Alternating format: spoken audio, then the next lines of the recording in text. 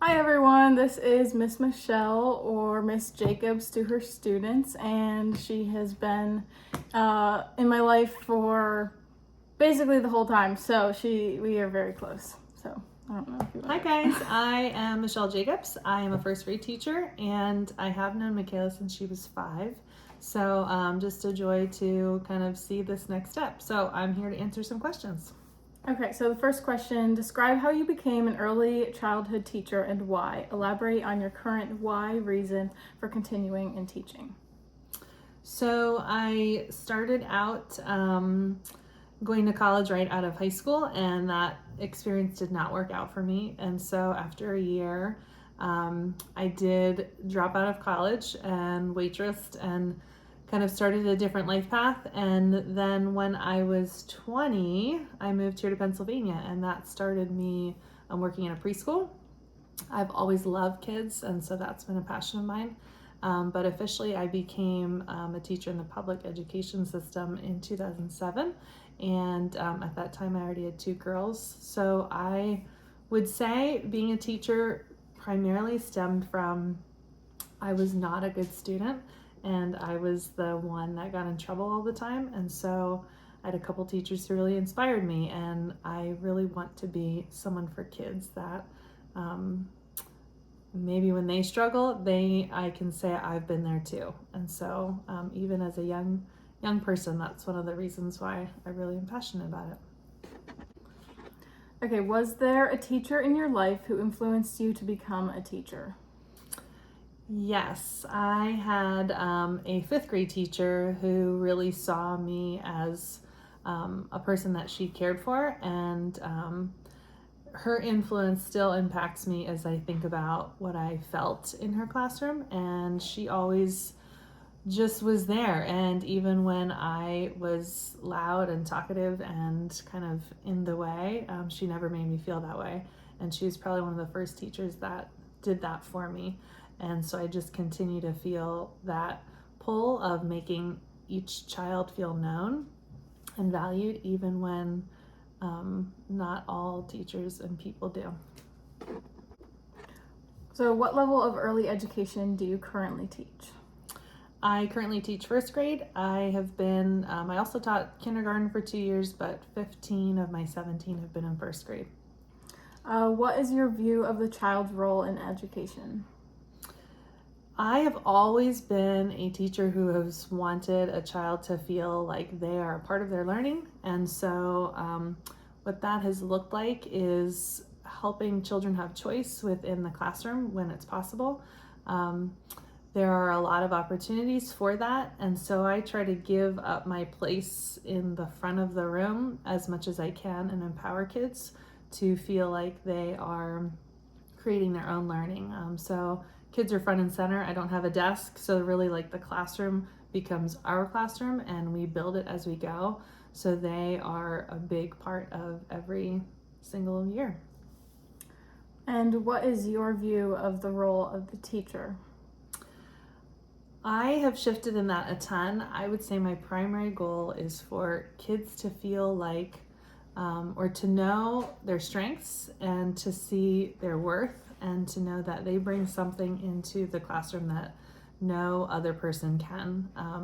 And so I'm trying to help them find some of those qualities and those things about themselves that are just unique and amazing. And so as they bring that into the classroom, we create a family together.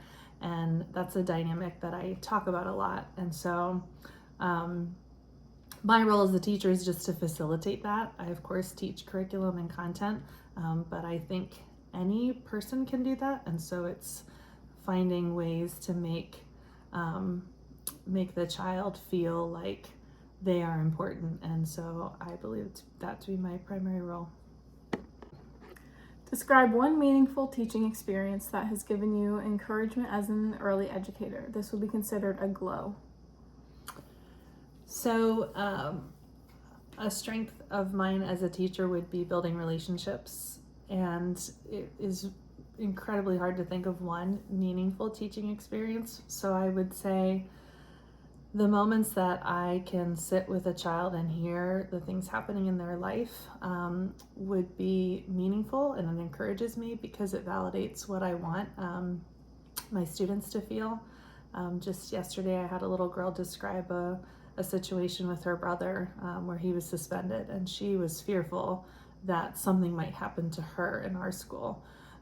She is from Nepal, and so he had been facing a bullying situation, but in response, he fought this other student. And so she sat and she shared, and I literally cried with her because it was really hard to hear, and she was feeling fear herself. So that's encouraging to me because I can see that when kids feel that they can trust me, that I'm a person for them, and if they don't have that in their lives, that they come into our classroom and know that I'm there for them, and that is very motivating for me.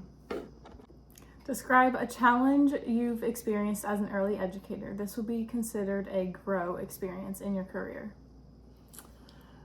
My biggest challenge is organization, and I have known this since I was a very young girl, and it continues to be my Achilles heel as a teacher as well.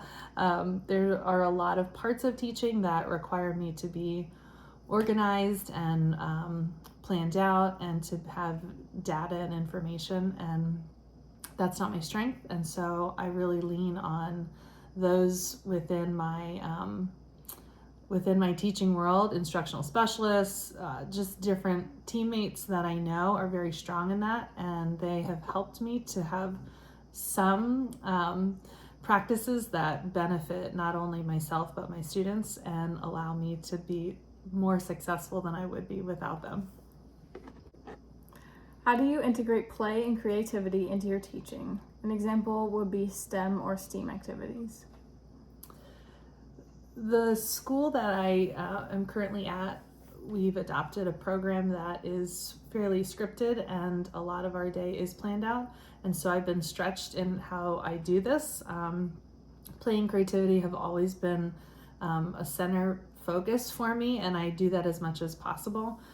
But having to kind of step back, there are 3 specific times that have not been changed for me. So that would be when kids come into school, their morning routines, bus dismissal, and in the middle of the day we have a quiet time.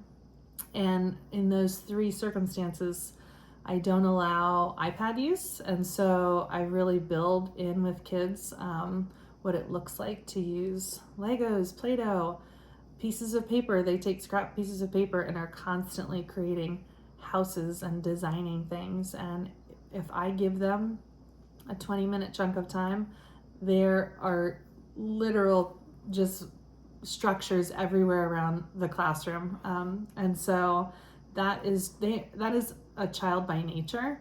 And when you allow the space and the time for it, they will definitely show up. And so I continue to build that into different curricular areas when possible. But again, just allowing different pockets of time and not telling them what to do can often just allow for the creativity to happen. Describe how you believe that integrating the arts has influenced or could influence your students' learning experiences. The arts are incredibly important, and I see children respond by being more engaged when I integrate these kind of different components. You know, even thinking through my day, there are probably 2 to 3 times in the day that I'll use a song to call kids' attention, whether it's a days of the week song to start our math lesson, whether it's I use a lot of yoga in my classroom. So even during like a test taking day, every 3 or 4 problems we're standing up and doing 3 to 4 yoga poses, and that really does center the kids and help them to notice how are they feeling. I try to call attention if they're feeling anxious or nervous, if they're feeling excitement, whatever it might be, and how they can kind of bring themselves back to learning, but using movement and using music, and then also thinking about play is so important. And so I do a lot of modeling with kids when I notice, like at indoor recess, there's a kid who builds with Legos every day, and he might be right next to another kid, but they're not actually playing. I often just sit down with them and say, oh, what are you building? Oh, let's ask this person if they want to build too, so that they can see what does it look like to ask someone to play with them. Because as they kind of understand that they belong and that there are people next to them, especially in the younger grades, it doesn't come naturally to everyone. And so when you have something that is non-academic like play, they have just a different way to join together, and then that increases their possibility for partnerships and group projects later when you have like an academic task. Okay, lastly, do you have a word of advice for me? So for Makayla, I would say that there is so much joy in teaching, and that it's an incredible thing to learn from kids, and that every single kid that you'll meet will change you if you let them.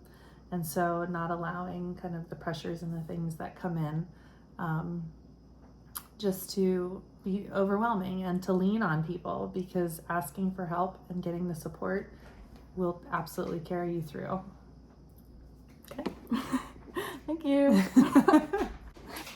And lastly, it was a spirit day at my school today, so I'm in this house care with lots of hearts and red painted arms, so you never know what you're going to do as a teacher.